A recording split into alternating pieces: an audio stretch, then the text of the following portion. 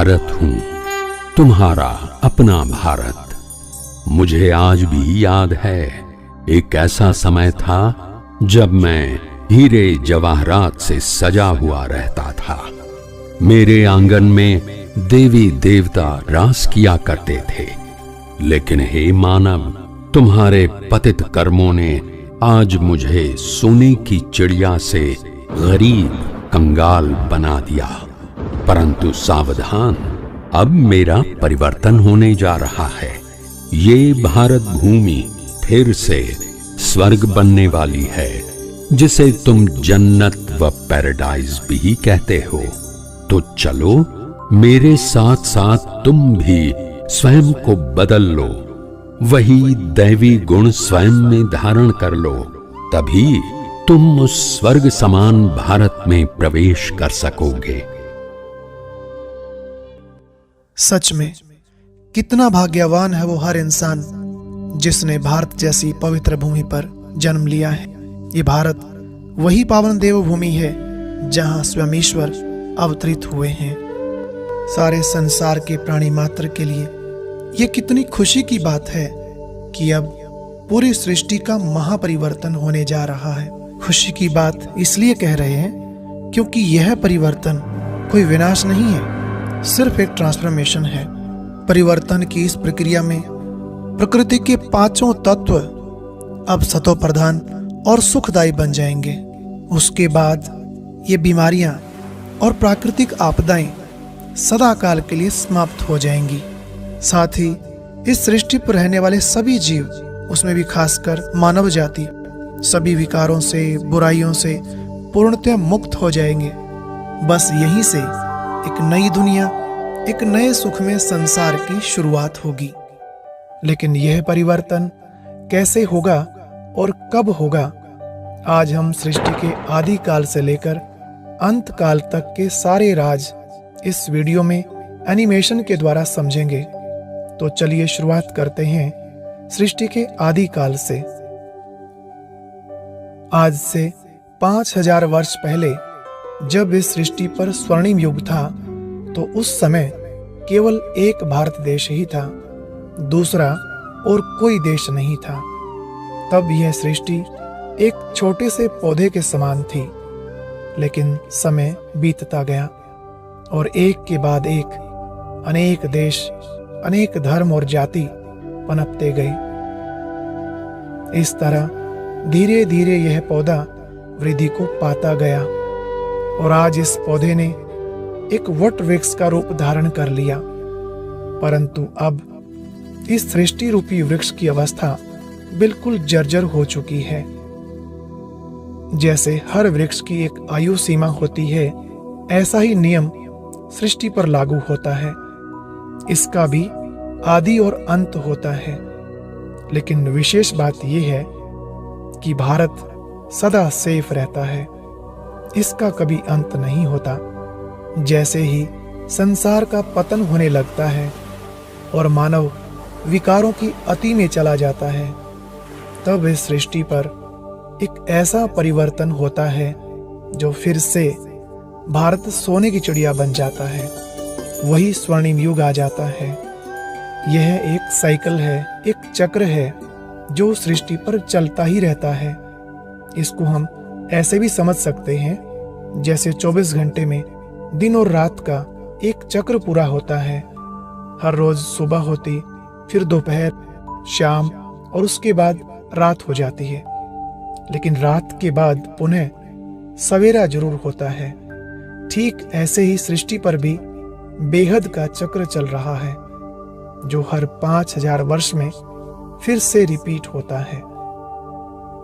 यह सृष्टि चक्र एक समान 4 हिस्सों में विभाजित है: सतयुग, त्रेतायुग, द्वापर युग और कलयुग।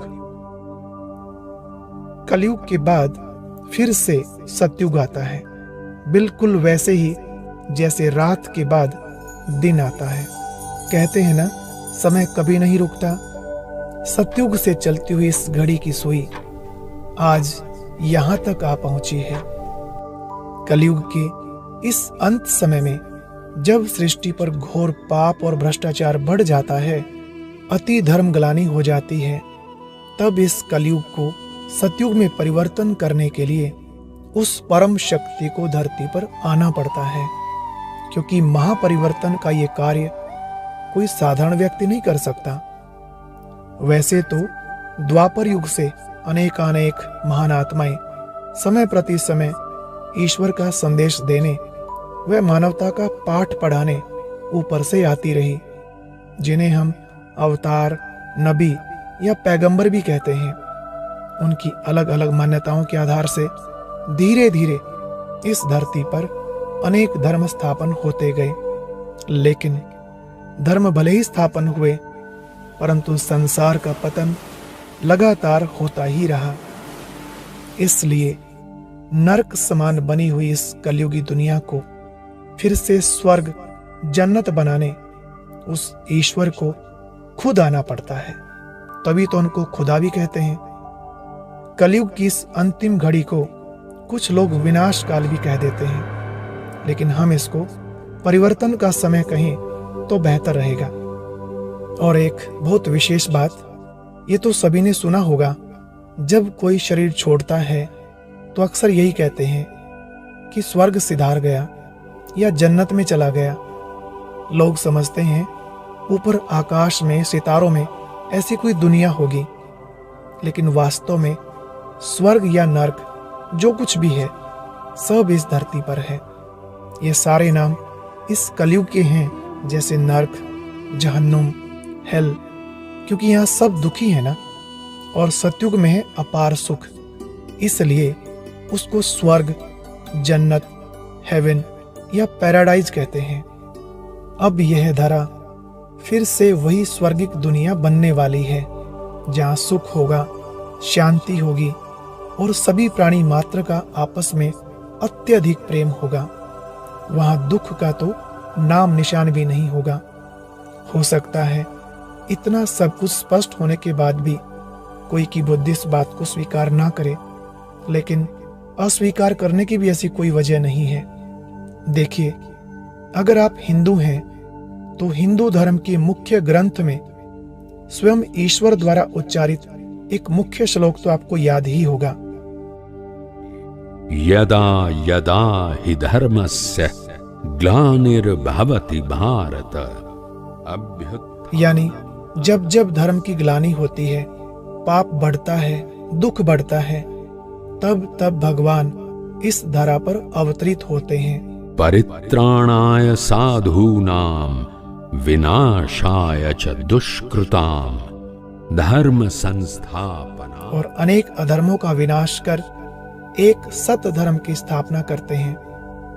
और अगर आप हिंदू नहीं, मुस्लिम हैं, तो कुरान में देख लीजिए, उसमें भी कितना स्पष्ट लिखा हुआ है कि जब कयामत का समय आएगा तो अल्लाह स्वयं आकर सभी रूहों को जो कब्र दाखिल हैं उन्हें निकालेगा और उनके कर्मों का हिसाब लेगा। जिन्होंने अच्छे कर्म किए होंगे उनको अपने साथ जन्नत में ले जाएगा और बाकी सबको सजा देकर जहन्नुम में भेज देगा। तो क्या आपको नहीं लगता यह वही कयामत का समय चल रहा है? कितनी धर्म ग्लानि हो रही है, खुद ही विचार कीजिए। क्या ऐसा कोई पाप कर्म आज शेष रह गया है जो अब तक नहीं हुआ हो, या इससे भी ज्यादा कुछ और होना बाकी है? बताइए, अगर ऐसे समय पर भी भगवान नहीं आएंगे तो फिर कब आएंगे? सच तो ये है कि वो धरा पर आया हुआ है और अपना सृष्टि परिवर्तन का कार्य गुप्त रीति से कर रहा है। उसको पहचान लीजिए। चलिए अब आते हैं सबसे मुख्य विषय पर। अभी हम जानेंगे वह ईश्वर कौन है, कैसा है, कहाँ आया हुआ है। वास्तव में वह जो परम सत्ता है वो निराकार है, अजन्मा है। भले एक बार इस सृष्टि पर वो आते हैं, परंतु हम मनुष्यों की भांति जन्म नहीं लेते, बल्कि पर काया प्रवेश करते हैं। इसलिए तो उनका अवतरण दिवस मनाया जाता है, कभी जन्म दिवस नहीं। अब ये भी जान लीजिए कि परमात्मा का रूप कैसा है। देखिए, हर धर्म में उनका रूप ज्योति स्वरूप में स्वीकार किया गया है। जैसे ईसाई लोग क्या कहते हैं, गॉड इज लाइट, ऐसे ही मुस्लिम धर्म में मानते हैं कि अल्लाह नूर है, नूर इलाही कहते हैं। हिंदू धर्म ने भी ईश्वर को ज्योति रूप में स्वीकारा है। देखो भारत में ज्योतिर्लिंग की कितनी पूजा होती है। अब ये तो हम सब जानते ही हैं, ये सारे शब्द जैसे लाइट, ज्योति, नूर, सभी का अर्थ एक ही है, प्रकाश। ये सब एक ही शब्द के पर्यायवाची हैं। कुल मिलाकर हम सब सदा से ही एक ईश्वर को अलग अलग नामों से मानते आए हैं। और अब पूरी मानव जाति के लिए यह बहुत बड़ी खुशखबरी है कि वो परम पिता परमात्मा हमारे बीच आया हुआ है। प्रजापिता ब्रह्मा के तन में प्रवेश होकर अपना सृष्टि परिवर्तन का कार्य कर रहा है। उसको पहचान लीजिए, ऐसा ना हो बहुत देर हो जाए। हे प्रिय आत्मन, हे मेरे प्यारे बच्चों, मुझे पहचानो। मैं तुम्हारा पारलौकिक पिता नई दुनिया की स्थापना के लिए इस धरा पर आ चुका हूं। तुम मेरा सत्य परिचय जानकर मेरी याद द्वारा अपना भविष्य श्रेष्ठ बना लो। याद रखना, अभी नहीं तो कभी नहीं, कभी नहीं। आज आपको परमात्मा का सत्य परिचय मिल गया और साथ में पूरे सृष्टि चक्र को भी आपने जान लिया। इस ज्ञान से जुड़ी हुई और भी बहुत सी बातें अभी समझना बाकी है। अगर आप जानने के इच्छुक हैं, तो ब्रह्मा कुमारी इसका 7 दिन का कोर्स अवश्य करें। इसके लिए आप हमारे नजदीकी सेवा केंद्र पर भी जा सकते हैं। यह कोर्स बिल्कुल ही निशुल्क कराया जाता है। साथ ही हमने वीडियो के कमेंट सेक्शन और डिस्क्रिप्शन में कुछ वीडियोस के लिंक डाल दिए हैं, ताकि आप पूरा विस्तार से समझ सकें। अगर आप चाहें तो हमारे इस व्हाट्सएप नंबर 9729703400 पर भी संपर्क कर सकते हैं। हम आपको व्यक्तिगत रूप से भी वह लिंक भेज देंगे। अभी 1 मिनट उस परम शक्ति के साथ अपने मन बुद्धि का कनेक्शन जोड़ने के लिए हम मेडिटेशन करेंगे। सबसे पहले ये जरूर जान लें कि हम मनुष्य आत्मा भी परमात्मा के समान ज्योति स्वरूप है और इस शरीर में आत्मा का स्थान यहाँ मस्तक के बीच में है। तो ऐसा फील करें जैसे सूर्य की किरणें पृथ्वी पर पड़ती है तो चारों ओर प्रकाश ही प्रकाश फैल जाता है। ऐसे ही परमात्मा पिता का शक्तिशाली प्रकाश, उनकी पवित्र किरणें हमारे ऊपर बरस रही है और हम असीम शांति का अनुभव कर रहे हैं। सारी चिंताएं, सारे दुख समाप्त हो गए हैं, बिल्कुल हल्के हो जाएं और कुछ सेकंड बहुत आनंद का अनुभव करें।